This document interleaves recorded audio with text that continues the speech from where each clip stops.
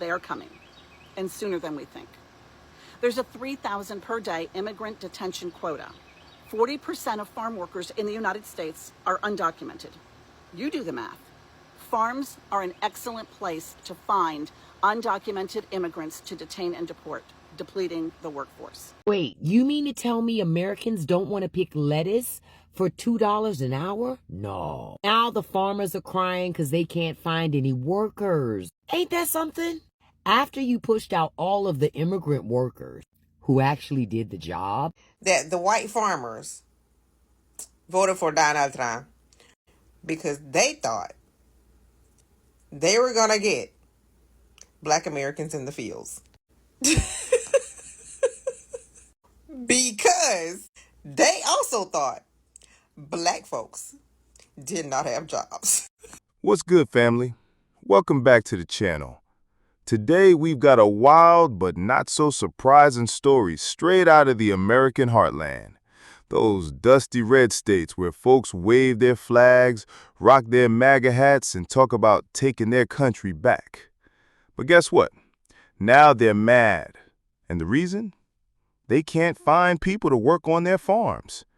According to a source who actually went undercover, a milk-colored man pretending to be a hardcore MAGA supporter inside a private group on X, these MAGA farmers are heated because Black folks flat out refuse to work in their fields. Yup, you heard that right.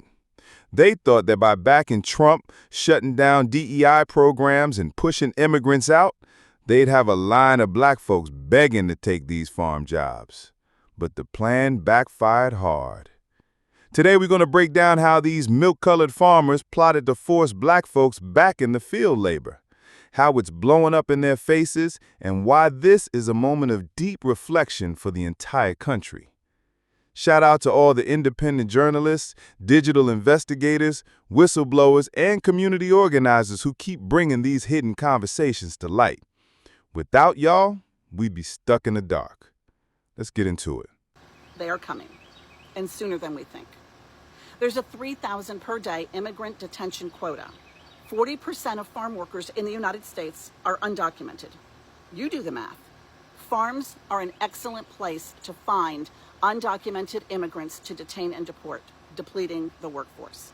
And now, those who haven't been rounded up are afraid to show up. Let's look at just one state, Texas. According to farmers, this issue has been affecting their farms for a couple of weeks, but overnight, it bottomed out. On several Texas farms, nearly 100% of farm workers aren't showing up. So what does that mean for you?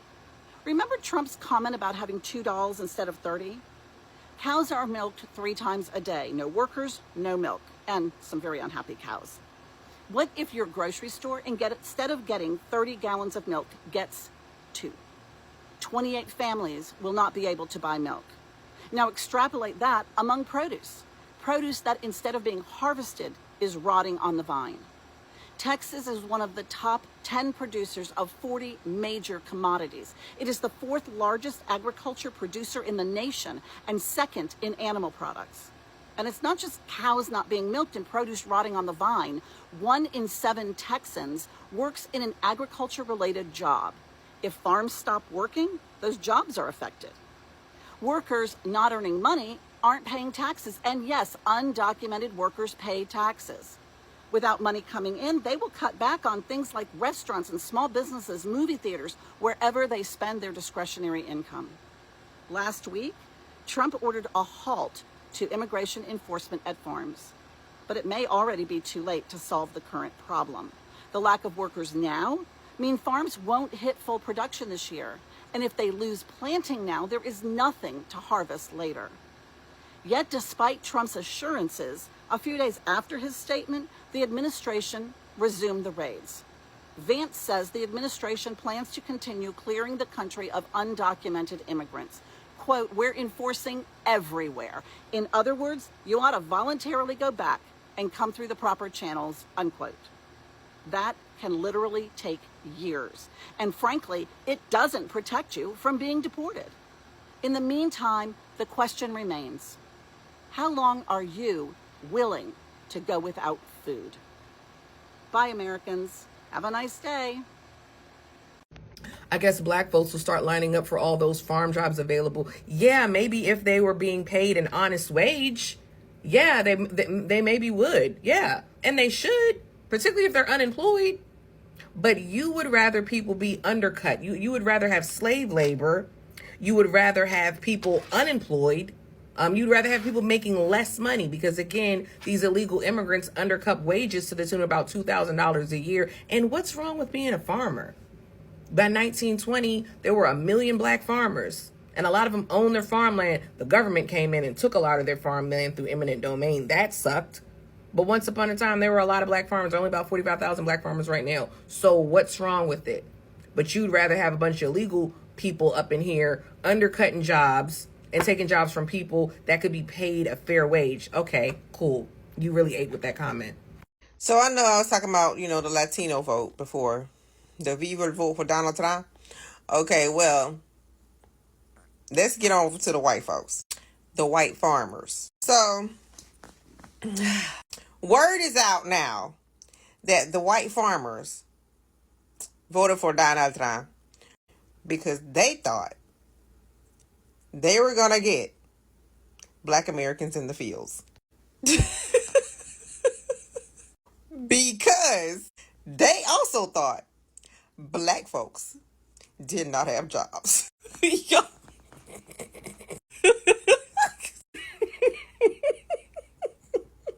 So when we put this all together, somehow the white farmers were convinced that black folks don't have jobs. We don't work. we don't work. And so they voted for Donald Trump because they thought, okay, he gonna send them in the fields. So Donald Trump and them, with the whole Project 2025, said, okay, so we got to make this happen. So we got to cut these DEI stuff, all this DEI stuff, to put black Americans out of work. When in reality, they put a bunch of white folk out of work just to get black folks out of work. And so all these cuts that are happening are to try and harm black Americans so much till they think that we're going to go into the fields.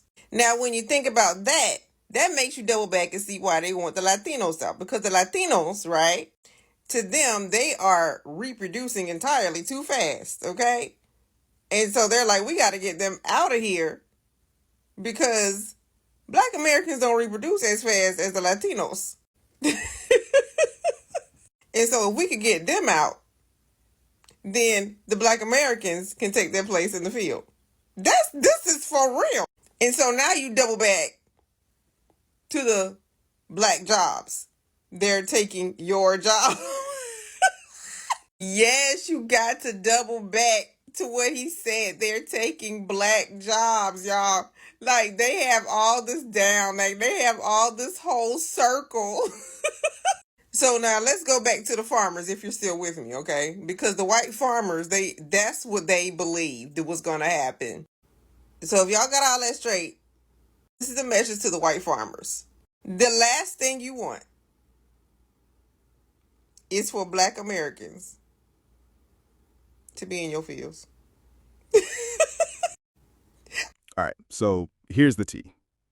Inside this MAGA group on X, the undercover milk-colored source found some straight-up plantation talk. These milk-colored farmers openly said they supported Trump because they thought it would allow them to kick immigrants off their land and force black folks to fill those jobs.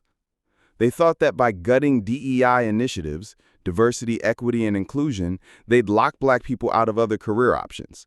In their minds, that would leave us with no choice but to come crawling back to the fields. But here's what happened instead. Black folks said, nah, we're good. Even if these were the only jobs left on Earth, we're not going back to working in fields for milk-colored farmers who think they can manipulate us like it's the 1800s. These farmers are so mad they can't see straight. They thought they were playing 4D chess, but they ended up playing themselves. On top of that, these same farmers have already lost immigrant labor thanks to Trump's ICE raids and deportation crackdowns. Now they're standing in empty fields watching crops die and crying into their Make America Great Again mugs. Meanwhile, Black folks have been building businesses, getting educated, hustling in cities, and investing in our own communities. We've got options, and the days of forcing us to pick cotton or harvest corn for pennies are over. They wanted to push us out of tech, healthcare, education, and every industry with VEI. But what they didn't count on is the collective backbone and pride that runs through us.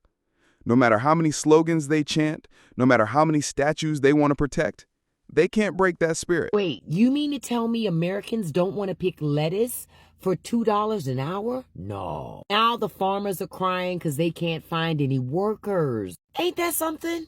After you pushed out all of the immigrant workers who actually did the job, now you're standing around wondering why Chet and Kaylee won't come pick your cabbage in 100-degree weather for $4.75 and a Capri Sun? Y'all really thought folks were going to jump at the chance to break their backs for pennies on a dollar. But you know what's even funnier, y'all? Some of these farmers say the American workers they do get, they don't even last the whole damn day. One guy said somebody walked off by lunch, and honestly, I support it. Listen, I wouldn't be out there picking strawberries and fighting bees and being dehydrated just so that farmer could sell those strawberries for $12.99 a box at Whole Foods. Negative. See, they've been telling you this lie for years. They took our jobs. Nah, Americans, you didn't want those jobs. You just didn't want them to have the jobs either. Now look at you, a field full of crops and not a soul to pick them. Next time, think twice before turning labor into a culture war. 'Cause now, it's just you and your own damn tomatoes. Keith Smith says most immigration workers left after the law took effect, so this potato farmer hired Americans. Problem is, he says, most show up late, work slower, and are ready to head home after lunch. Some even quit after just one day out in the field. There's a Hispanic man that works for us, and I say, he's 52, and he'll make anywhere from $70 to $100 a day. I said, if you can keep up with him and do a good job, you can make that. But they're not physically in shape to do it, and, probably not mentally tough enough to do it, some of them. I hear people complain and look down upon farm workers all the time. They have this mentality that they're unskilled, that they're incapable. And a lot of the time when you're going by one of our fields and you see someone cutting asparagus or harvesting watermelon or working in the fields weeding, these guys might have more education than you. We have people in the fields with bachelor's and master's degrees. And why would they do that? It's because in their home country, if they're coming from Mexico, they can make more working in the fields here than they can with that professional degree in their country. So make sure that you kind of check yourself when you're thinking about those people that are working in the fields. It's about opportunity, it's about improving their life, and they are here willing to do the work so that they can improve their future. Look, this moment is bigger than just a few empty barns in the South. It's about control, dignity, and the right to choose our own future.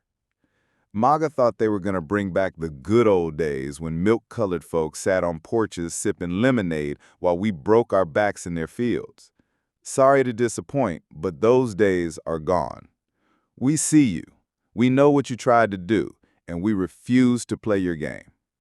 Much love and respect to all the journalists, social media researchers, and everyday people who took screenshots, leaked messages, and exposed these plans. Y'all are the real MVPs keeping us woke and informed. If you got thoughts on this, drop them in the comments. Have you seen abandoned farms where you live? Do you know folks still trying to push these backwards narratives? Let's talk about it. Make sure you like, share, and subscribe so we can keep shining light on the stories they don't want us to hear. Until next time, keep your head high and your spirit higher. Peace.